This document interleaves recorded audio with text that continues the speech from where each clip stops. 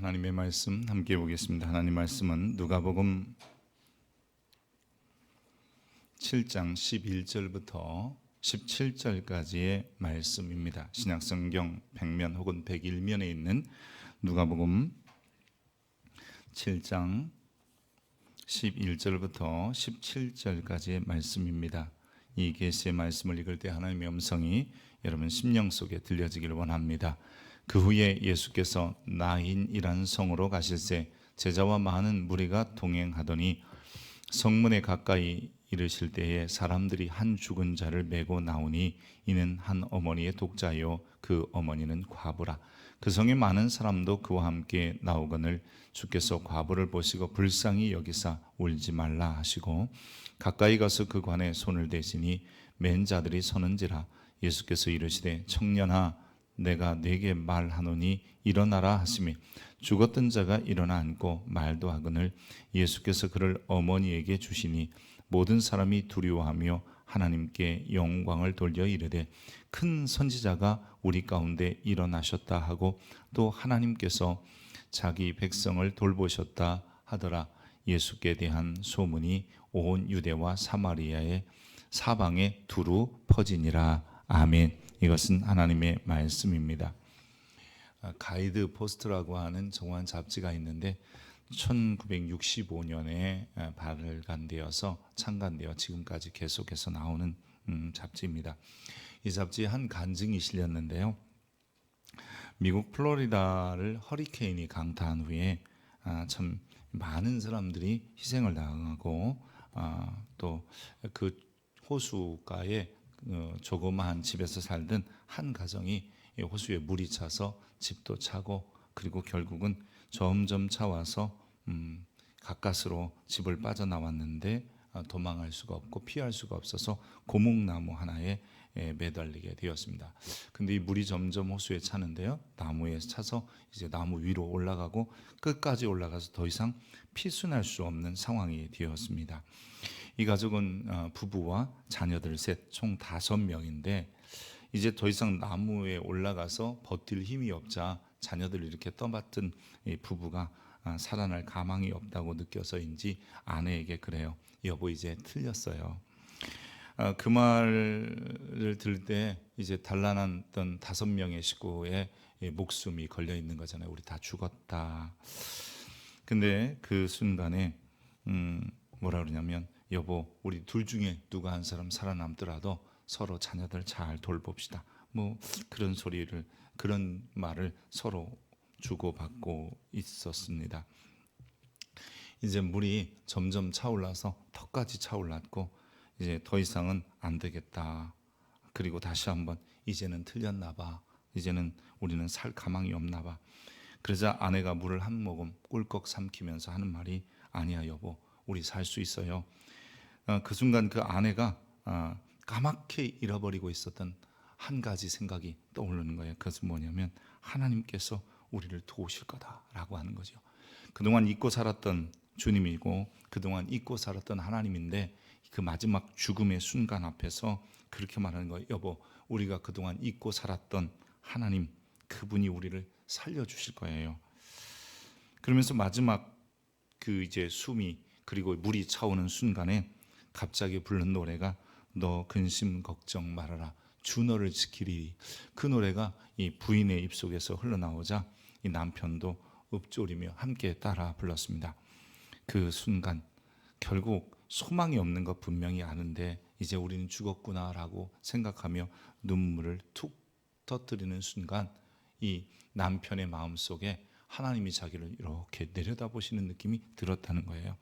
그리고 그 주님이 나를 바라보시구나라고 하는 순간 멀리서 낡은 보트 하나가 나무배 하나가 떠내려오는 것을 보고 겨우 그 나무배에 올라서 구조를 받았다라고 하는 내용입니다. 시화이니까 제가 각색하지 않았고요. 가만히 보면 우리도 잊고 살 때가 많아요. 하나님을 우리를 긍휼히 여기시고 불쌍히 여기신다는 것을 잊을 때가 너무 많습니다. 주님은 언제나 우리를 불쌍히 여기시는 하나님이시고 또한 주님은 언제나 우리의 의지가 되십니다. 오늘 본문에 보니까 나인이라고 하는 조그만 동네에 주님께서 제자들과 함께 들어가실 때에 마침 이 한 과부의 독자 아들이 죽어 장례 행렬이 그 성으로부터 나오게 되었습니다. 이 두 행렬의 차이는 주님과 함께하는 이들은 그저 웃음이 있었고 기쁘고 행복한 소리를 함께했고 그 장례 행렬은 당연히 슬픔과 울음의 도가니였습니다. 오늘 본문은 이 장례 행렬에 대하여 12절에 과부 독자의 죽음이다라고 설명합니다. 그러기에 슬픔이 더한 장례식이었고요. 많은 사람들이 이 장례에 동참했습니다. 주님께서 그때 과부를 보시고 또 그 장례 행렬을 보시고 불쌍히 여기사 오늘 본문에 보면 그 아들을 살려주셨습니다. 여기서 우리는 우리 주님이 사람을 살리시는 능력이 있다, 뭐 이런 것 자체가 그때 살리셨지가 아니라 오늘 우리의 문제도 주님 앞을 만나면 해결된다, 이런 귀한 말씀을 들을 수 있었으면 좋겠습니다. 왜냐하면 주님은 주님 앞에 서는 자에게 언제나 불쌍히 여기시고 그리고 우리의 도움이 되시기 때문입니다. 인생의 문제 해결의 출발점이 어디 있을까 우리는 종종 생각합니다. 그러나 우리는 기억해야 되는 것은 나에게 있는 것이 아니라 우리의 구원하심 뿐만 아니라 어떠한 문제 해결도 우리를 긍휼히 여기시는 하나님으로부터 온다는 사실입니다. 오늘 본문 7장 13절에 보면 주께서 과부를 보시고 불쌍히 여기사 울지 말라 하시고 불쌍히 여겼다라고 말씀하십니다. 이 불쌍히 여겼다는 말이 스프랑크니 조마이라는 말이에요. 스프랑크니 조마이. 이 말은 뭐냐면 예수님의 성품을 설명할 때 신약 사복음서에 12번이나 쓰고 있어요. 그러니까 예수님이 누구를 불쌍히 여겼다 뭐 이런 거죠. 그 중에 하나가 이런 거예요. 무리를 보시고 불쌍히 여기시니 이는 그들이 목자 없는 양과 같이 고생하여 기진함이라. 그러니까 사람들을 보시면서 주님은 늘 불쌍히 여기셨다 그랬어요. 질병에 시달리는 이들에 대해서도 주님은 불쌍히 여기시고 굶주림 가운데 있는 자들도 주님은 불쌍히 여겨요. 예수께서 제자들을 불러 이르시되 내가 무리를 불쌍히 여기노라. 그들이 나와 함께 있은지 이미 사흘임에 먹을 것이 없도다. 길에서 기진할까 하여 굶겨 보내지 못하겠노라. 오병여의 기적 앞에서도 칠병여의 기적 앞에서도 주님은 저들을 불쌍히 여기셨다는 거예요. 재정적인 어려움이 있는 이들을 향한 불쌍히 여기심, 앞을 보지 못하는 불치의 환자들을 보고도 불쌍히 여기시고, 이 불쌍히 여기셨다는 말을 한자로 긍휼히 여긴다라고 하잖아요. 긍휼이라고 씁니다. 그러니까 예수님은 피조물들에 대하여 즉 창조주의 의도를 보여주시기 위해 세상에 오셨는데, 창조주의 의도는 피조물들을 긍휼히 여기고 불쌍히 여기심에 있는 거예요. 하나님의 의도와는 다르게 질병 가운데 매여 있고, 하나님의 의도와는 다르게 사단의 권세 아래 눌려 있으며, 하나님의 의도와는 다르게 여러 가지 어려운 문제들 속에 짓눌려 있는 자들을 불쌍히 여기시고 그들을 건지시기 위하여 주님이 오신 겁니다.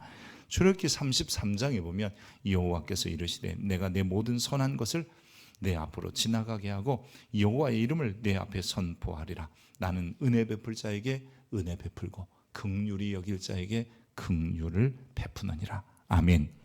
하나님은 여러분 긍휼의 하나님이십니다. 우리가 구원받은 것도 하나님의 긍휼하심 때문이지 우리의 의나 우리가 특별한 무슨 어떤 이쁜 구석이 있어서 그렇게 된 것은 아닙니다. 단지 창조주 하나님의 긍휼이 크셨기에 우리를 구원하신 것입니다.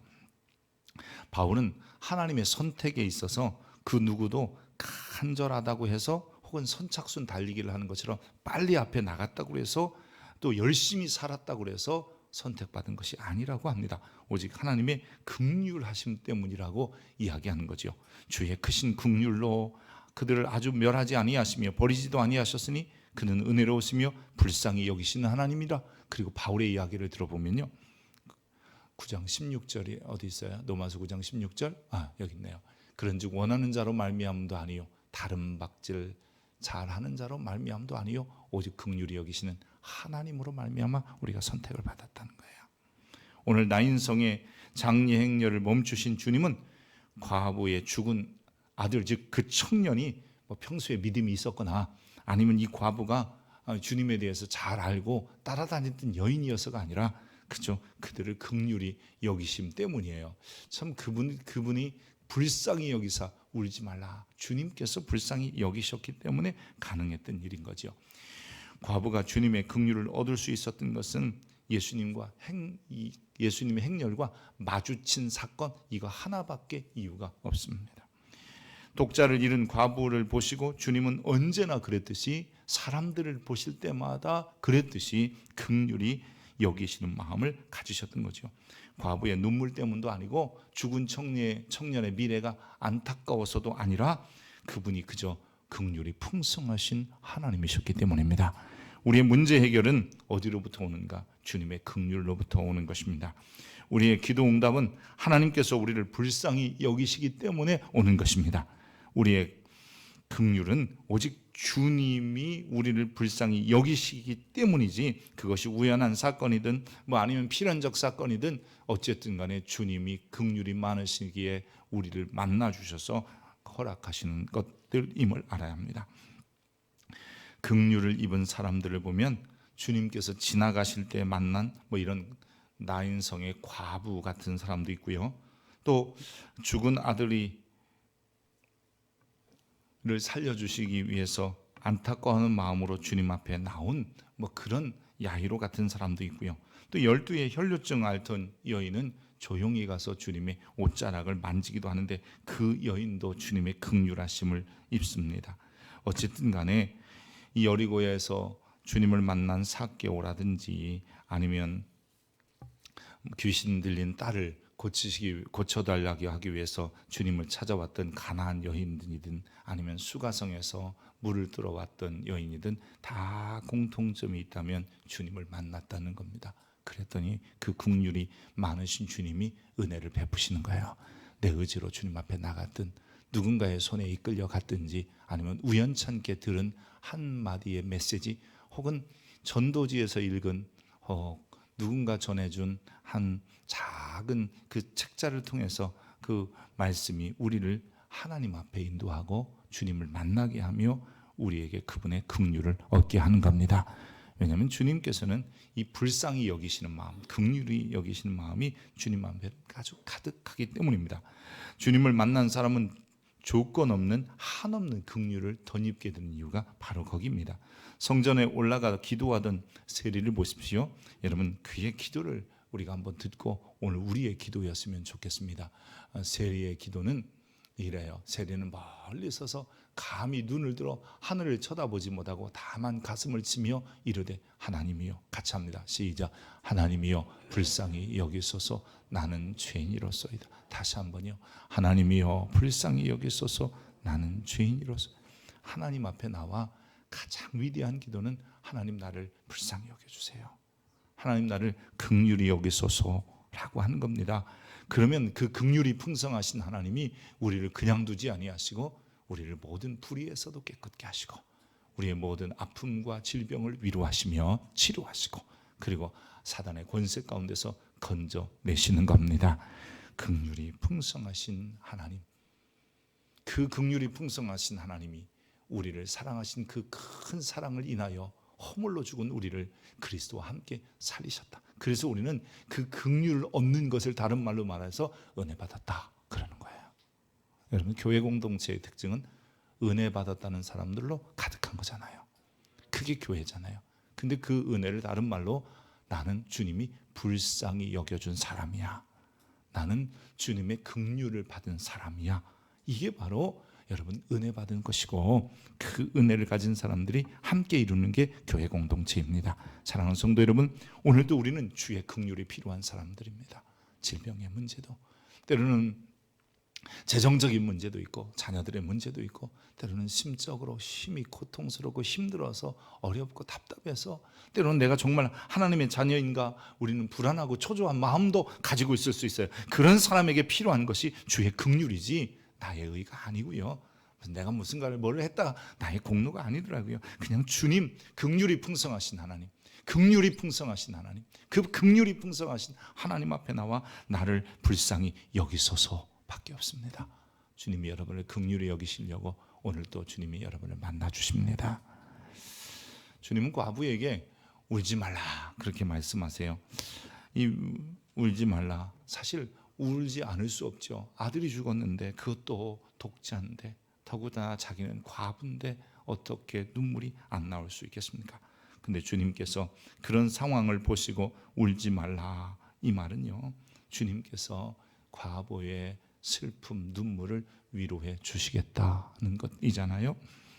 성경에 보면 과부나 고아는 언제나 보호의 대상이에요. 너는 과부나 고아를 해롭게 하지 말라. 내가 만일 그들을 해롭게 함으로 그들이 내게 부르짖으면 내가 반드시 그 부르짖음을 들으리라. 이 과부와 고아는 그저 단지 부모가 없는 사람, 남편이 없는 여인을 이야기하는 것이 아니라 약하고 연약하고 누군가도 의지할 사람이 없는 사람들을 일컫는데, 그들에 대해서 하나님은 언제나 들으시고 그들에게 특별히 긍휼을 더욱 베푸신다는 거예요. 오늘 우리가 과부 같지 않아요?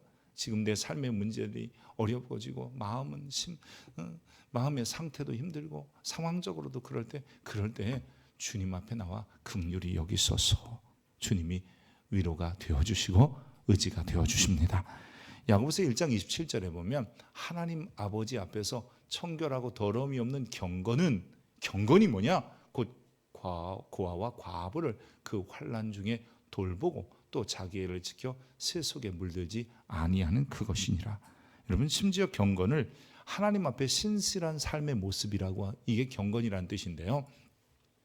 내가 어떻게 하나님을 신실하게 믿고 살 것인가, 이게 경건인데, 그 경건의 모습 중에 하나가 뭐냐면 고아와 과부를 돌보는 것, 연약한 자를 돌아보는 것, 의지할 것이 없는 이들에게 의지가 되어주는 것이라고까지 얘기합니다. 그런데요, 그 의지는 이미 주님이세요. 주님이 우리의 의지세요.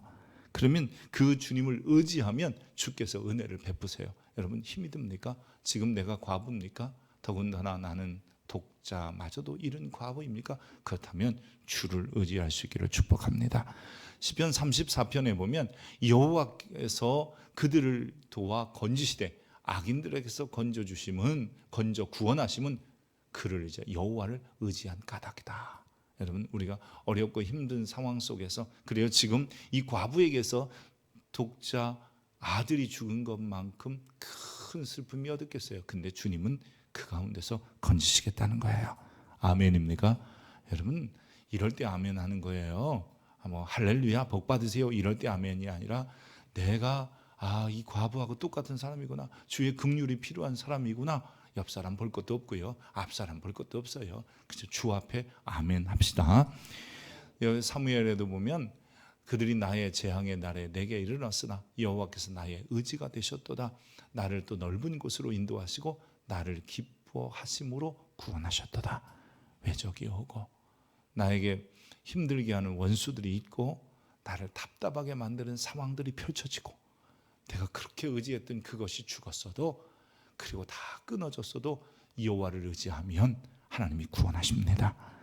여호와를 의지하는 것은 세상이나 사람이나 우상을 의지하는 것과는 다른 것이며, 여호와를 의지하겠다는 말은 또 다른 말로 그런 것들은 의지하지 않겠다는 고백이 담겨 있는 것입니다. 그러기에 경건이라는 것은 하나님을 신실하게 믿는다는데, 즉 고아와 과부를 돌보시는 주님 앞에 내가 주님만 의지하겠습니다는 세상 어떤 것도 의지하지 않겠습니다의 고백이지요. 주님은 죽은 아들을 살려 의지가 없는, 아무것도 의지할 수 없는 과부에게 돌려주십니다. 과부의 눈물은 절망의 눈물이었는데 그 아들을 돌려받은 이후에 그의 눈물은 감격의 눈물이요 기쁨의 눈물이었습니다. 여러분, 동일하게 눈물이 흘려도 어떤 사람은 억울하다고 울고 답답해서 울고 힘들어서 울고 괴로워서 울지만, 어떤 이들은 기뻐서 울고 행복해서 울어요. 우리의 눈물이 기쁨과 행복의 눈물이 되기 위해서는 주를 의지하는 성도들이 되어야 합니다. 주님은 우리의 의지이십니다. 우리는 우리 자신이 사형 선고를 받은 줄 알았으니, 여러분, 지금 내가 죽었다는 거죠. 이는 우리로 자기를 의지하지 말고 오직 죽은 자를 다시 살리시는 하나님만 의지하게 하려 하십니다. 여러분, 왜 바닥까지 떨어지는 줄 알아요? 왜 절망의 답답한 현실을 막닥뜨리는 줄 알아요? 그 순간에 주님 의지하고 살라고요.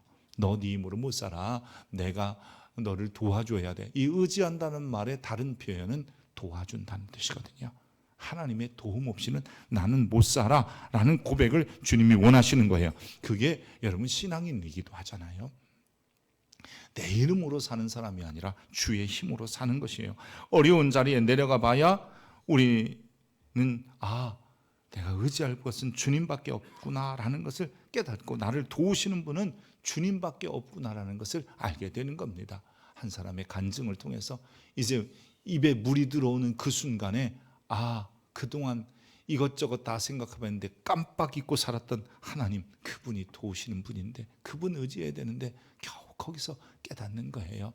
여러분 시편 115편 11절에 보면 여호와를 경외하는 자들아 너희는 여호와를 의지하여라. 그는 너희의 도움이시요 너희의 방패시로다. 다시 한번 읽어봅시다. 시작. 여호와를 경외하는 자들아 너희는 여호와를 의지하여라. 그는 너희의 도움이시요 너희의 방패시로다. 아멘. 여러분 시편 146편은요 야곱의 하나님을 자기의 도움으로 삼으며 야곱의 하나님을 의지하는 자는 여호와 자기 하나님에게 자기의 소망을 두는 자는 복이 있도다. 하나님이 어빌리티 능력을 주시는 거예요. 이 어려움을 이겨내고 극복할 힘을 주시고 견뎌낼 힘을 주시고 할렐루야. 그래서 우리에게 이제는 슬픔의 눈물이 아니라 감격의 눈물, 기쁨의 눈물을 흘며 살게 하시는 거예요. 이렇게 주님을 만난 사람들이 흘릴 눈물, 그 감격의 눈물이 있는 사람들을 은혜 받은 사람들이라고 하는 것 아니겠습니까?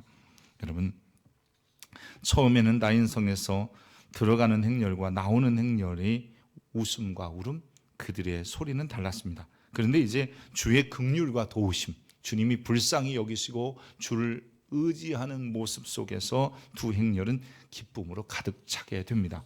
자식을 잃은 과부뿐만 아니라 함께 슬퍼했던 이 장례 행렬에 따라 나왔던 조문객들마저도 기쁨으로 가득 찼습니다.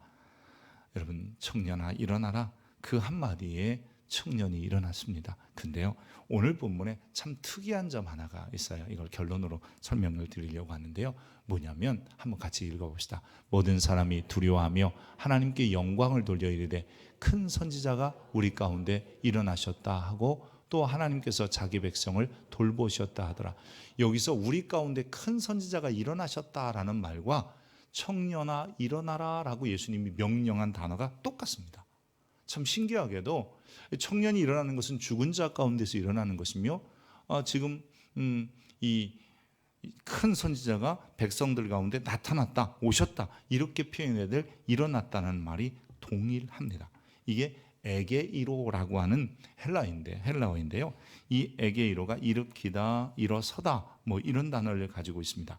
또 다른 데는 죽은 자를 살려내다라는 의미도 있어요. 그러니까 청년아 일어나라라는 말은 죽은 자야 일어나라라는 의미인데 예수님의 나타나심을 그 에게이로라고 쓰고 있다는 거예요. 이것은 뭐냐면 그들에게 큰 선지자를 일으키셔서 하나님께서 그 백성을 돌보시고 그 백성에게 긍휼과 또한 도우심이 된다는 것을 알라고 말씀하시는 거예요. 그래서 여러분 이 누가복음 7장에 여러 가지 이적들이 등장합니다. 뭐 백부장의 종을 고쳤다든지 과부의 알을 살리신다든지 뭐 이런 일들을 기록하면서 우리에게 정말 중요한 것은 뭐냐면 단지 살아난 것으로 기뻐하지 말고 그것을 살리실 수 있는 그분이, 즉 누가복음 늘 이야기를 해요. 성경에 기록된, 즉 구약 성경에 기록된 모세 율법과 선지자의 글과 시편에 기록된 그분이 나타나셨는데 그분이 결국은 청년을 살린 것처럼 그분이 긍휼이 많으신 분이시기에 이 땅에 오셔서 우리의 의지가 되어서 우리를 도우신다는 거예요. 그래서 이 사건을 통해서 단지 한 청년이 살아난 것, 와 죽은 자 살렸다 이런 기적이 아니라 지금도 주님은 우리에게 긍휼을 베푸시며 우리를 돕고 계시다. 이게 더 중요하다는 것을 말하고 있는 겁니다. 그래서 한 청년의 살리는 사건을 통해서 뭐라고 얘기하냐면 큰 선지자가 우리 가운데 나타나셨다. 그래서 이제 자기 백성을, 하나님의 백성을 돌보실 것이다 라고 고백하고 있는 겁니다. 여러분 우리가 하나님의 말씀을 이렇게 들어야 돼요. 성경의 이야기가 그 사람의 이야기로 끝나면 그저 12의 혈루증 앓는 여인이나 고쳐지고 나 야이로의 딸만 고쳐지는 거지 내 딸은 안 고쳐지고 내 질병은 안 고쳐지는 거예요. 근데 오늘 본문은 뭐라고 그러냐면 그 청년의 죽은 사건, 그 한 사건을 통해서 그게 아니라 하나님이 지금 우리를 일으키고 계신다. 나를 일으키고 계시는구나. 왜? 그분은 긍휼이 많으시고 우리를 도우시는 분이기 때문에 내가 이제 그분 앞에 나가서 그분을 의지하고 살면 언제나 그분이 나를 도우시는구나 라는 확신을 가져야 될 줄 믿습니다. 주님께서 돌보셔요.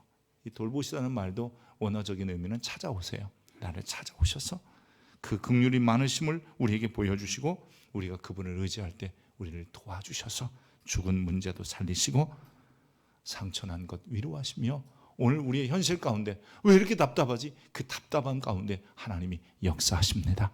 사랑하는 성도 여러분, 오늘 이 시간에 주님이 우리의 삶을 일으키실 것을, 그분이 이미 일어나셨기에 우리를 일으키실 것을 믿고 이 하루도 또 한 주간도 살아가시기를 주의 이름으로 축복합니다. 기도하겠습니다.